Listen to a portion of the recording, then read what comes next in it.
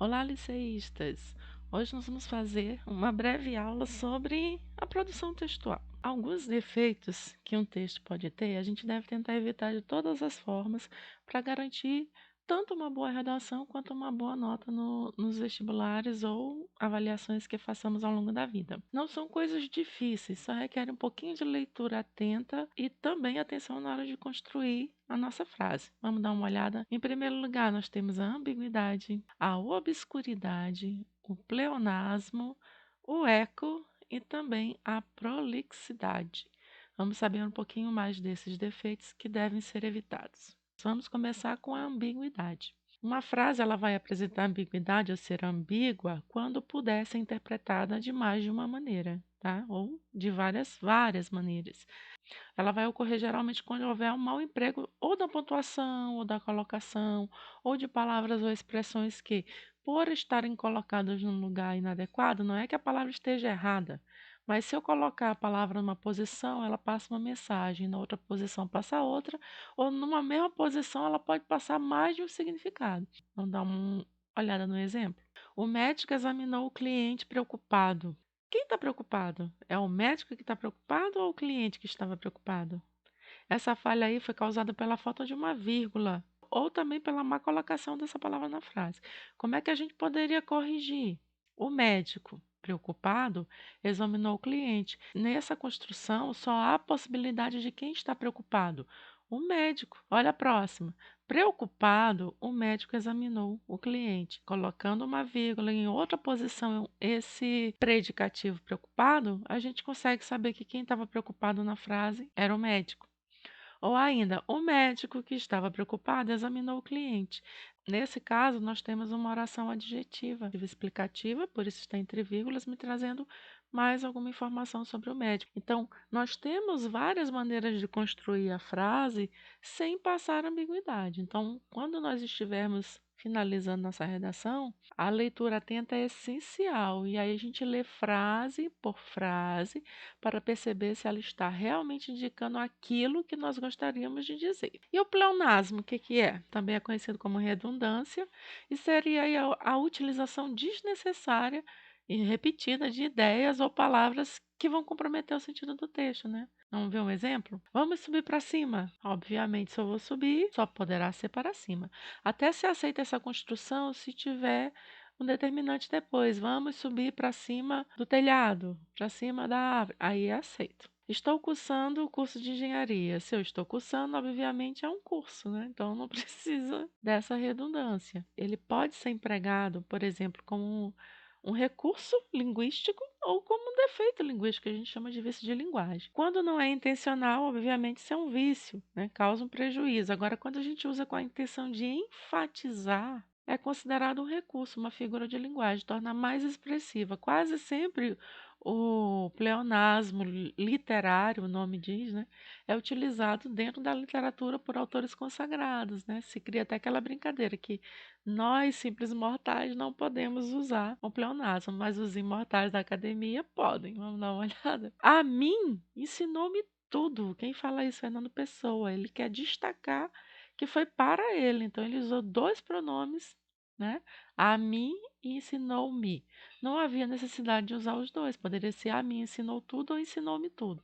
Mas para dar ênfase ao depoimento pessoal dele, ele enfatizou utilizando o pleonasmo, literário que quase sempre é feito com pronomes. A ti trocou-te a máquina mercante, mais uma vez, né? Ti e te, utilizando duplo pronome sem necessidade. Ou ainda no dia a dia, quando a gente usa expressões como eu vi com meus próprios olhos. Claro, para eu ver, eu só posso usar os meus, não posso usar os dos outros. Mas a gente quer enfatizar que não foi ninguém que contou, que nós temos certeza porque fomos nós que vimos. Abracei-o com força com estes braços. Lógico que se eu vou abraçar, eu só posso usar os meus braços para abraçar alguém. Mas é justamente para indicar ali, né, uma ação feita por mim. O outro problema seria o quê? A obscuridade. O que está obscuro? Está escondido, está difícil de perceber, de captar. É isso que acontece com alguns textos. É a famosa falta de clareza, é considerada uma qualidade de um texto, especialmente se ele for informativo, dissertativo.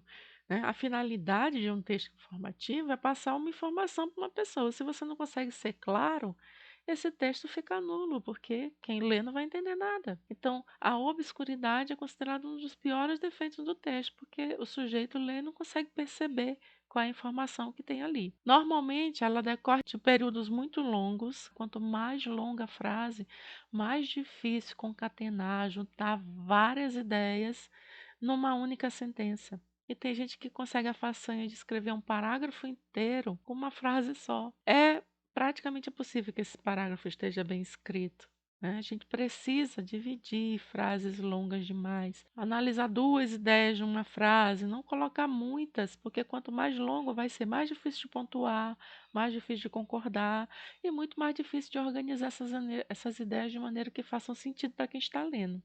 Ela também decorre do uso de linguagem muito requintada. Isso é um defeito para um texto dissertativo e também para um texto informativo. Porque se quer que a pessoa que leu entenda. Se você coloca uma linguagem requintada demais, com palavras difíceis demais, isso causa prejuízo para quem está lendo. Ele vai precisar dominar um vocabulário que muitas vezes a maioria das pessoas não tem. Você não é obrigado a colocar conjunções super cultas, mas que estão em desuso hoje em dia. Isso não é nem bem visto. Tá? Então, evitem muito rebuscamento, muita palavra difícil. Isso não é finalidade de um texto informativo ou dissertativo. A pessoa admirar porque você tem um vocabulário cultíssimo. Ninguém vai ler um texto dissertativo ou um texto informativo com essa finalidade de apreciação da linguagem. Se quer apreciar as ideias ou conhecer essas informações. A obscuridade também é decorrente do uso incorreto da pontuação, né? Porque se você não pontua direito, fica um texto confuso. Muitas vezes eu cito o meu exemplo, professor. Eu vou ler textos e eu tenho que tentar adivinhar o que o aluno quis escrever pela falta da pontuação. E aí vão surgir problemas, né? Porque um texto pode ter várias pontuações possíveis. Então o texto tem que ir prontinho, corretamente pontuado para garantir que ele vai expressar aquilo que você quer dizer. A obscuridade também pode ser resultante da inversão inadequada de termos na oração. A gente já viu que é uma ordem direta, né? Sujeito, verbo, complementos, adjuntos, mas você sabe que, embora a gente use na maioria das vezes essa construção, nós também costumamos inverter termos dentro dessa ordem. E muitas vezes isso vai causar prejuízo, como nós acabamos de ver ali na frase sobre o paciente e o médico. Quem estava preocupado? Então, se eu inverter, se eu colocar num lugar não adequado, pode sugerir uma informação diferente, ou pode sequer fornecer a informação que eu gostaria de passar. Vamos ver um exemplo? Encontrar a mesma ideia vertida em expressões antigas mais claras, expressiva e elegantemente tem me acontecido inúmeras vezes na minha prática longa, aturada e contínua de escrever, depois de considerar necessária e insuprível uma locução nova por muito tempo. Entenderam alguma coisa? Temos palavras inadequadas, temos expressões um tanto rebuscadas, requintadas para um texto cuja finalidade deveria ser informar algo, quer me passar alguma ideia, mas se está dificultando esse código para mim, de fato ele não vai conseguir, né, transmitir essa mensagem para quem está lendo. E se a gente corrigisse? Depois de analisar e considerar insubstituível uma locução nova, tem-me acontecido encontrar a mesma ideia, com mais clareza e elegância, em outra expressão mais antiga. É a mesma informação. A pessoa dizendo que depois que ela analisou e considerou que era insubstituível, né, uma locução nova, que ele gostaria de ter uma locução nova, o que ele observa é que com muita frequência ele tem encontrado a mesma ideia, só que com mais clareza e elegância em expressões antigas, né? Mas observe como fica mais fácil essa arrumação, essa organização, colocar a oração adverbial temporal na frente, né, na ordem que a gente está acostumado também a utilizar. Utilizar palavras mais simples, isso facilita, o texto fica mais claro. não é uma ideia confusa. Quais são, então, as características? Onde é que a gente costuma se embananar, né? Um parágrafo longo, esse é um parágrafo longo. Nós tínhamos o uso de palavras inadequadas, foi isso que nós corrigimos, diminuímos o parágrafo. As palavras inadequadas, por exemplo, ideias vertidas, né? Palavras rebuscadas. Vocês vão ver que tinha palavras assim que, nossa, a maioria não usa, sequer sabe o que que é. Não façam isso para demonstrar que vocês são cultos, né? Não é concurso literário. Essa redação de vestibular, ela quer observar se vocês são capazes de fazer uma leitura de mundo, de perceber o mundo à sua volta. Se você já armazenou conhecimentos suficientes para discutir ideias e quer que você analise essas ideias. E, obviamente, que isso seja passado para o texto de maneira clara e correta, que evite ao máximo desvios na utilização da língua, empregando as regras conforme a gramática sugere, né? Porque é pedido de vocês o padrão formal da língua, o culto, mas não rebuscado. A inversão também de expressões, né, foi desfeita para que esse texto ficasse claro, a inversão tanto da ordem das orações quanto das expressões também. Então, a gente tem que tentar facilitar ao máximo para quem vai ler, porque muitas vezes a gente até entende o que a pessoa quer dizer, só que não está expresso na frase.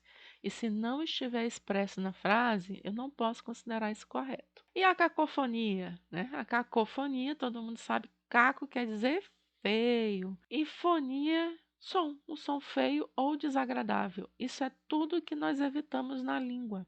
Mas a cacofonia é resultante de quê? Quando a gente fala, a gente costuma emendar uma palavra na outra. Então, na junção das sílabas finais de uma palavra com as iniciais de outra, pode surgir aí o som de uma palavra ou obscena ou desagradável. Vamos ver um exemplo? Nunca gaste dinheiro com bobagens. Nunca gaste. Cagaste, né? Um som que a gente evitaria. Próximo exemplo. Estas ideias, como as concebo, são irrealizáveis. Parece, ao juntar como as concebo, parece que tem como algo concebo, né? Como as concebo. Também não é um som agradável, né? Então, são cacofonias. A gente tem que tomar cuidado na hora de construir as frases para que não passem sons como esses. Outro problema que o texto pode ter é o eco, quando a gente vai ter essa repetição do mesmo som final entre as palavras muito próximas umas das outras, né? Por exemplo, a decisão da eleição não causou comoção na população. Mão, mão, mão, mão, um eco. Alegremente o aluno repetente mente, né? A gente poderia dizer com alegria, o aluno que repetiu o ano mente. A gente troca expressões por outras para evitar esse eco. Quando a gente está com dificuldade de escrever sobre um assunto, tem muitas ideias que não consegue organizar, a gente acaba jogando todas as informações dentro de um texto. Não consegue amarrar, vai colocando informação, fazendo o que tradicionalmente a gente chama de encher linguiça. Para ocupar as linhas, pronto, acabei e fui embora. Mas não é assim, tá? Nós precisamos evitar essa prolixidade. Então, o que é a prolixidade? A utilização de palavras além do necessário para expressar uma ideia. Ficar enrolando, enchendo linguiça, não indo direto ao assunto, indo e voltando na mesma informação. Isso sugere, inclusive, que esse texto não teve planejamento, que você não planejou, porque você falou do mesmo assunto no primeiro, no segundo, terceiro parágrafo, e praticamente a mesma ideia, ela não avançou, ela não se desenvolveu. Vamos ver um exemplo? A árvore, oca por dentro, era muito elevada, tinha 20 metros de altura total, do chão ao topo. Estava, por essa razão, prestes a cair, daí a instantes para baixo. Eu tenho aí 4 linhas praticamente de frases, com um monte de palavras totalmente desnecessárias. Não acrescentam em nada, a informação já tinha sido dada por outras. Se nós retirarmos as expressões desnecessárias e até muitas vezes redundantes, a árvore oca tinha 20 metros de altura e estava prestes a cair. Essa é a informação necessária. Porque se ela está oca, é claro que é por dentro, ninguém está oco por fora. Redundância. Era muito elevada, já é uma informação considerável, mas eu não vou dizer que ela tinha 20 metros de altura total. Do chão ao topo, obviamente, toda a altura é medida do chão ao topo, né? Mais informação desnecessária. Estava, por essa razão, prestes a cair.